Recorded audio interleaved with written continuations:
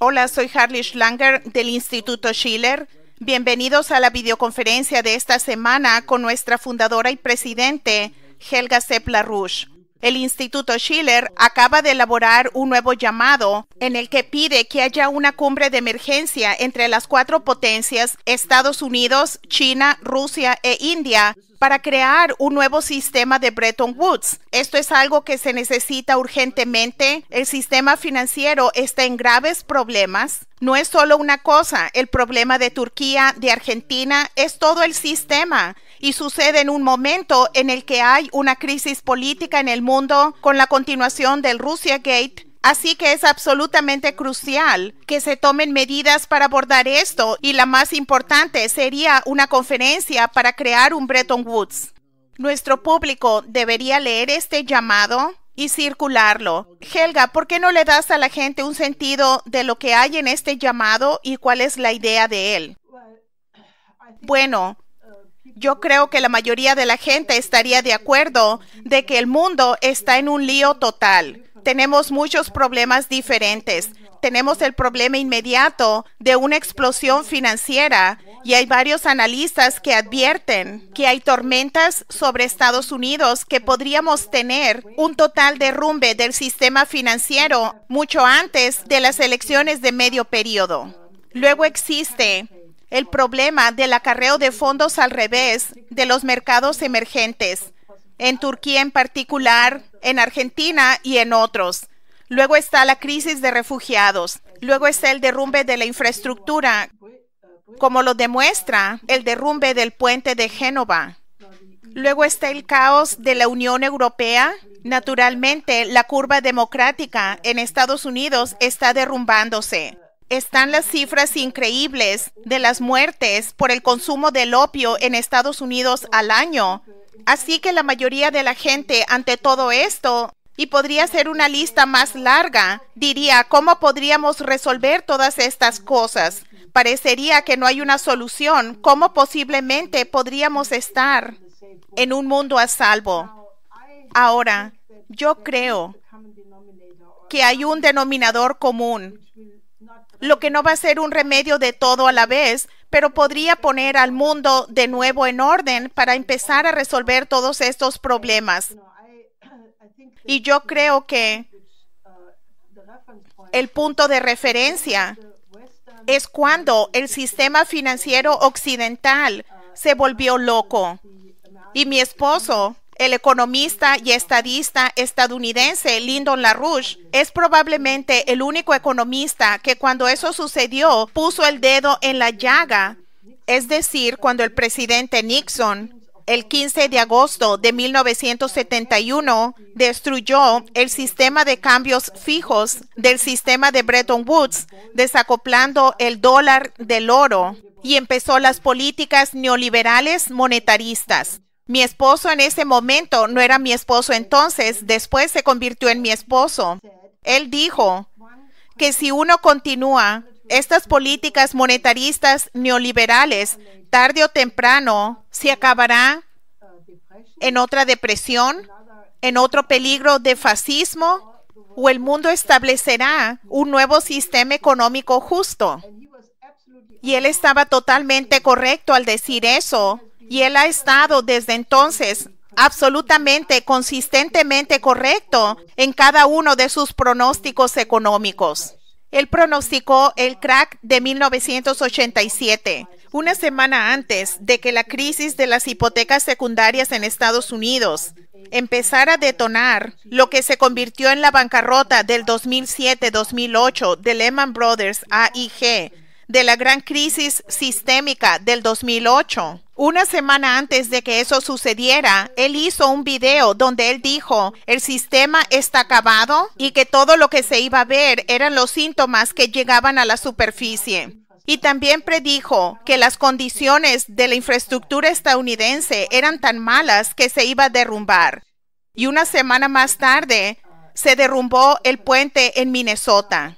Ahora, básicamente, a través de los años, mi esposo ha hecho un llamado en repetidas ocasiones a que se establezca un nuevo sistema de Bretton Woods, regresar a la economía hamiltoniana, regresar a un sistema de crédito para básicamente eliminar la economía de casino, deshacerse de la burbuja de derivados y regresar a la banca nacional, y el que los gobiernos soberanos tengan la generación de crédito y el tener un sistema de crédito internacional conectando a estos diferentes sistemas de créditos a través de centros de compensación para que haya inversiones a largo plazo en grandes proyectos como un remedio a todos estos problemas. En cierto punto, nosotros en el 2007 sucedía que estábamos en Turquía. De hecho, nos invitó el que era el presidente o primer ministro Uzal,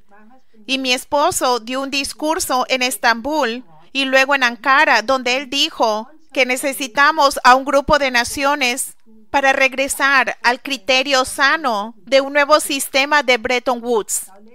Más tarde, él fue más específico. Él dijo que solo una combinación de naciones tendrá el poder de deshacer el sistema financiero imperial británico basado en la City de Londres y Wall Street. Sería la combinación de potencias de Estados Unidos, Rusia, China e India. Así que hemos escrito este nuevo llamado que pide a los líderes de estos 4 países, no que debe ser exclusivamente, pero que estos 4 países sean el grupo central de naciones que formen un nuevo sistema de Bretton Woods y luego que inviten a otros, y que todos los países que quisieran unirse a él serían bienvenidos. Esto es urgente. Como dije, hay mucha gente que ha dicho que la próxima tormenta financiera va a golpear mucho antes de las elecciones de medio periodo. Hay muchos analistas que dicen que la Reserva Federal urgentemente debe dejar de aumentar las tasas de interés porque está a punto de hacer estallar a la burbuja de la deuda. Ahora, el Instituto de Finanzas Internacionales en Washington acaba de publicar cifras de que el endeudamiento total del mundo se ha vuelto 247.2 billones. Y eso representa un aumento de 11.1% solo por el último año. Así que nos encontramos en un polvorín y cualquier cosa podría catalizar el estallido de esta burbuja que si no se remedia, el peligro sería el caos económico de consecuencias impredecibles. Por lo tanto, le pedimos a usted, a nuestro público y a la gente alrededor del mundo que estudien este llamado si están de acuerdo en principio que necesitamos un cambio urgente en el sistema monetario, que debemos regresar a un sistema de crédito para la economía. Se necesita una combinación poderosa de países para implementarlo. Entonces, firmen este llamado y circúlenlo lo más ampliamente posible, porque vamos a traducir este llamado en tantos idiomas como podamos. Y si usted conoce algún idioma que no es obvio, por favor, únase para ayudarnos a circularlo, porque queremos tener una movilización mundial en cada país, con cada fuerza, con cada persona en el planeta, para apelar a esos líderes, es decir, al presidente Trump, al presidente Putin, Xi Jinping y a Modi, para que actúen y de preferencia que usen la Asamblea General de las Naciones Unidas que va a empezar en septiembre para poner esto en la agenda. Helga, para la gente en el público que no está familiarizado con esto, tu esposo y tú también han enfatizado siempre que la diferencia entre el sistema financiero basado en el monetarismo, al contrario de uno que se basa en el crédito para la economía física. Si pudieses hacer un resumen para que la gente tenga un sentido, porque uno tiende a tener burbujas y un crack, y el otro, como lo vemos ahora con la iniciativa de la Franja y la Ruta de China, es la base para un crecimiento constante. Lo que mi esposo reconoció cuando Nixon desacopló el dólar del respaldo del oro y se deshizo del sistema de cambios fijos. Este fue el primer paso para tener la desregulación de los mercados financieros.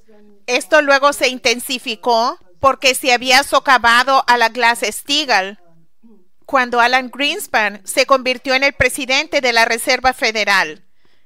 Y al final, cuando se derrotó a la Glass-Steagall en 1999, entonces este fue el punto de partida real para la desregulación completa de los mercados financieros. En muchos países se implementaron leyes que beneficiaron a los especuladores básicamente a costa de la economía real, del bien común, de una economía sana.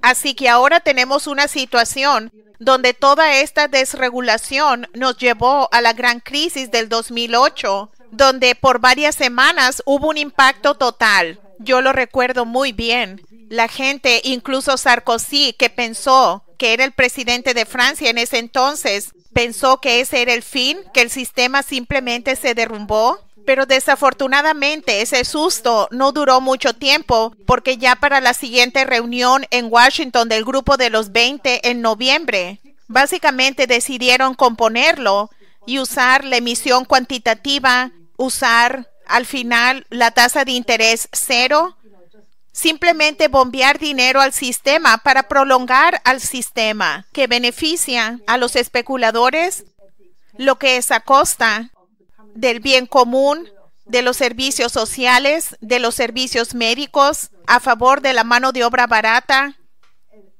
y básicamente arruinando la economía en lo esencial.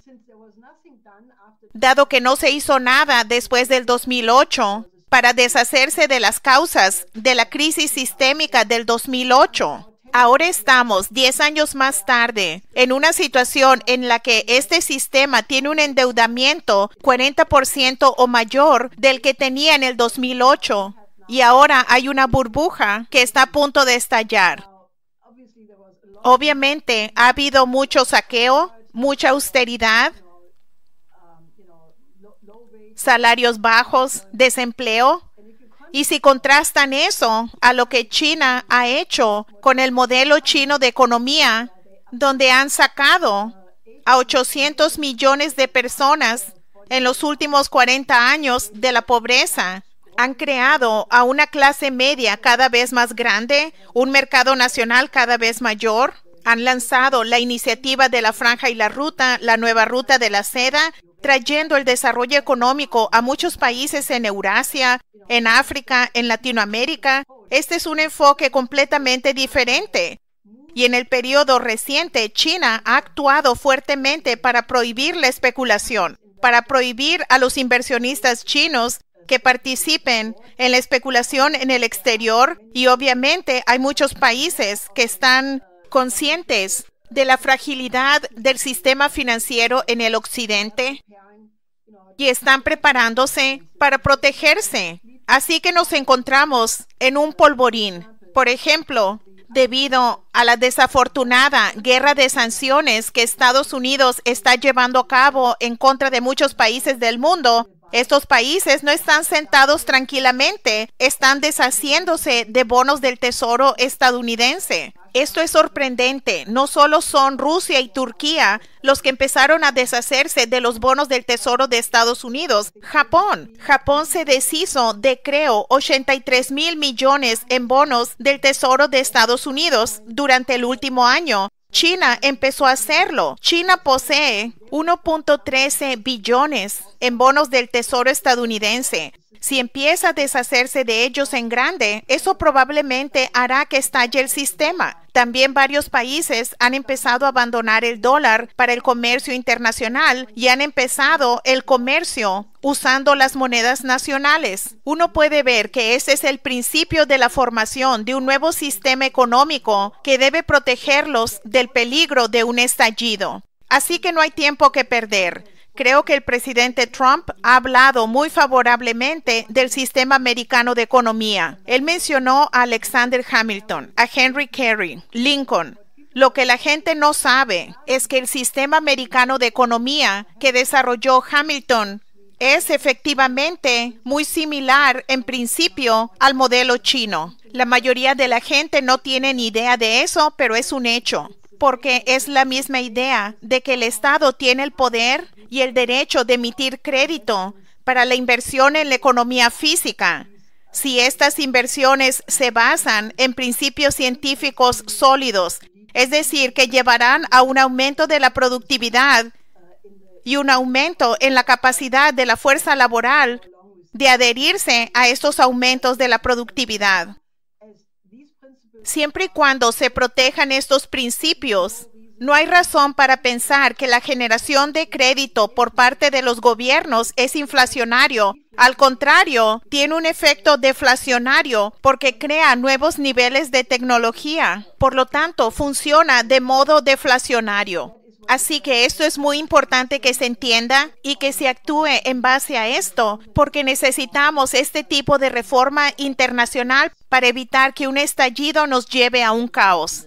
Uno de los puntos que hiciste es que con el sistema post-Bretton Woods hubo un gran impulso para que hubiera la desregulación. También los llamados acuerdos de libre comercio. Uno de los otros aspectos fue la privatización. Y esto tiene mucho que ver con toda la situación en Italia. Se están haciendo muchas acusaciones, pero pareciera que se pudo haber evitado que se derrumbara este puente, salvo las políticas de la Unión Europea y la privatización. ¿No es cierto? Bueno, no es solo la Unión Europea.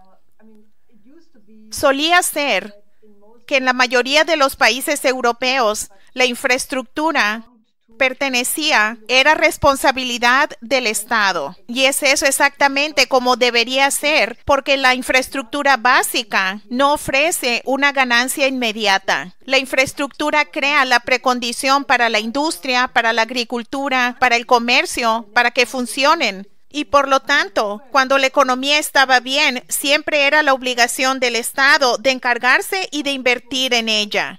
Ese fue el caso hasta 1992, cuando hubo una reunión muy infame en el yate británica de la reina Isabel, que fue en realidad una reunión para conspirar de los grandes financieros y gente poderosa, y decidieron no solo privatizar todo tipo de industrias del Estado, de la infraestructura, muchas cosas que eran del público, obras públicas. Empezaron a especular en contra de la lira, que cayó un 30%. Luego hicieron que los inversionistas extranjeros compraran todas estas cosas muy baratas. Y esto fue una verdadera conspiración. Y una de las personas que estuvo involucrada absolutamente fue Mario Draghi, que luego se convirtió en uno de los banqueros líderes de Goldman Sachs y ahora es el líder del Banco Central Europeo. Él ha ordenado muchas veces programas de gran austeridad en Italia, que es una de las razones por la cual está el gobierno actual de Italia, que consiste en esta coalición entre la Lega Nord y el Partido 5 Estrellas, que son totalmente críticos del euro, porque han visto lo que ha hecho la austeridad de la Unión Europea a la economía de Italia.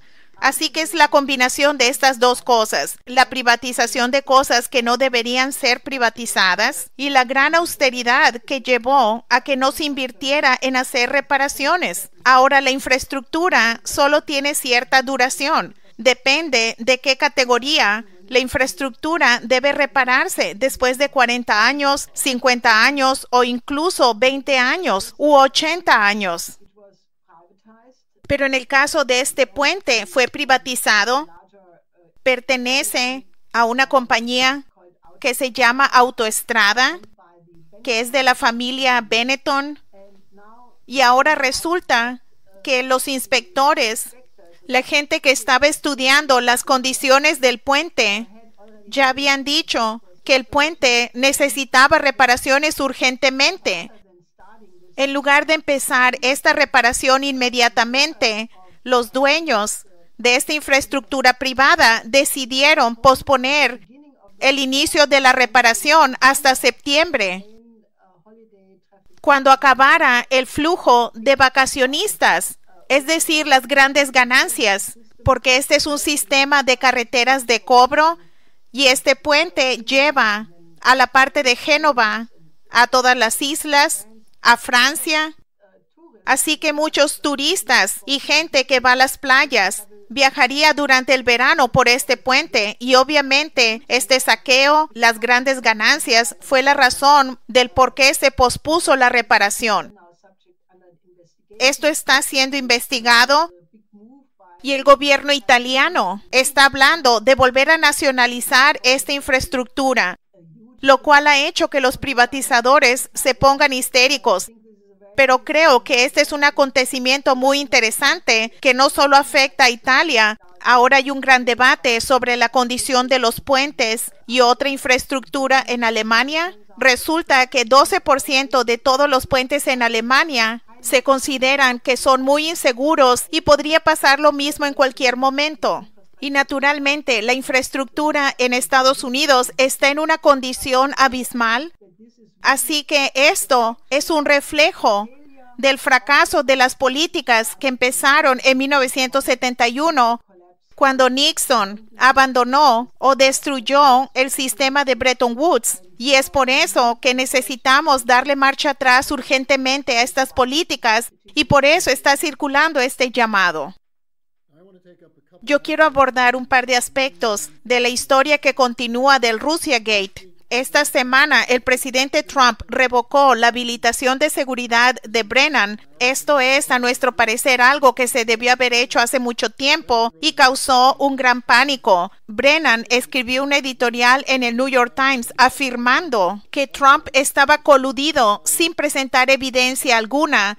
También despidieron a Strzok. Tenemos una perspectiva de 90 días para la economía y para la seguridad con respecto al Russiagate. ¿Cómo va eso, Helga? Bueno, el abogado del presidente Trump, Giuliani,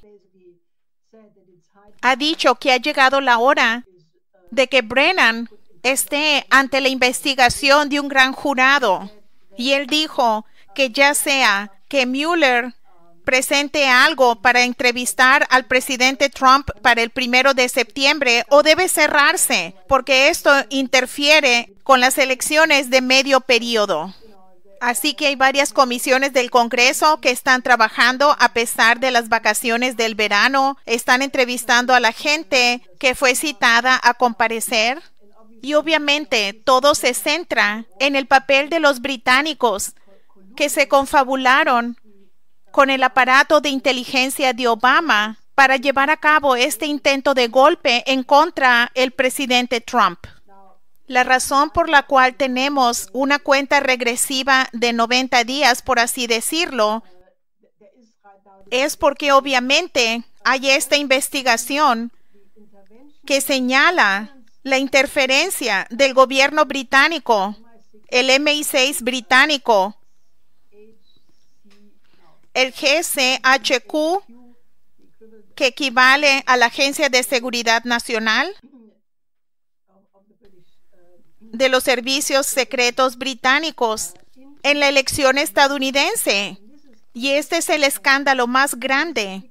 Este es el escándalo más grande de la historia de Estados Unidos. Si se cerrara esta investigación, yo creo que Estados Unidos probablemente nunca se recuperaría. Se muestra muy claramente por la histeria de los demócratas y algunos neoconservadores en el Partido Republicano, pero especialmente de los medios principales de comunicación, que están completamente histéricos porque todos fueron parte de esta confabulación. Los medios principales de comunicación, en alemán hay una palabra que no sé cómo se dice en inglés, pero es el término que se usa para que los medios de comunicación tuvieran una línea unificada durante el periodo de Goebbels en la Alemania nazi. Cuando se mira al comportamiento de los medios estadounidenses, creo que ayer 300 periódicos llevaron a cabo este ataque increíble en contra de Trump. Se tuvo el mismo fenómeno de Gleichschaltung. Cualquiera que piense que esta es una teoría de conspiración, bueno, son 300 periódicos que coordinaron su acción. Le llamas una conspiración o un plan o lo que quieras llamarle, Pero estos periódicos, estos medios, están encubriendo por el mayor escándalo en la historia de Estados Unidos y tratan de darle otro significado para que la gente normal no lo mire. Por lo tanto, es muy urgente que el Congreso actúe y que la población actúe para respaldar a Trump, para que estos documentos se hagan públicos que tienen que ver con Christopher Steele, que tienen que ver con las órdenes de la Corte FISA. Todo esto debe desclasificarse. También hay un nuevo artículo de la experta en esta materia, es decir, Barbara Boyd, con el título "El pescado apesta desde la cabeza", donde ella da una actualización de las últimas inconsistencias en las historias de Peter Strzok y Lisa Page y toda la gente que participa en esto. Debes obtener este artículo, debes ir a nuestra página de la RushPAC. Puedes bajarlo, puedes circularlo lo más ampliamente posible, porque es lo mejor que puedes hacer para que se conozca la verdad y que llegue a la gente correcta, que tiene que entender lo que está sucediendo en esta historia increíble. Helga, se nos está acabando el tiempo, pero quiero repasar varias cosas rápidamente. Hay otro acontecimiento muy importante, empezando con Rusia. El primer ministro Medvedev hizo una declaración muy fuerte sobre las nuevas sanciones, de que este es un acto de guerra económica. ¿Qué puedes decir sobre esto? Bueno, obviamente este es un esfuerzo de las fuerzas bipartidistas en el Senado para quitarle el poder al presidente para definir la política exterior. Es muy claro que después de que Trump se reunió con Putin en Helsinki, hubo una tremenda histeria y este es un esfuerzo del Senado de continuar lo que empezaron con la llamada ley CAATSA el verano pasado, teniendo lo que Lindsey Graham llamó las sanciones del infierno.